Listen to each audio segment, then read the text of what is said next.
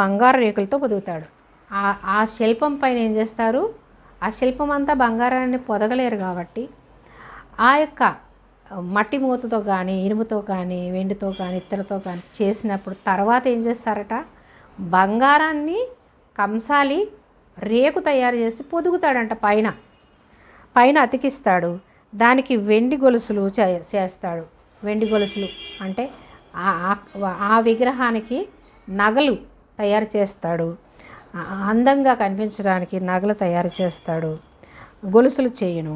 విలువగల దానిని అర్పింపజాలని నీరసుడు పుచ్చని మ్రాను ఏర్పరచుడు. వెండి గొలుసులు తయారు చేస్తాడు. తర్వాత ఏం చేస్తాడు, చెక్కతో పుచ్చిపోని చెక్క ఎంచుకుని ఆ చెక్కని విగ్రహంగా శిల్పకారుడు చెక్కుతాడు. కదలని విగ్రహమును స్థాపించుటకు నేర్పుగల పనివానిని వెదకి పిలుచుకున్ను. నేర్పుగల మంచి ఎవరు బాగా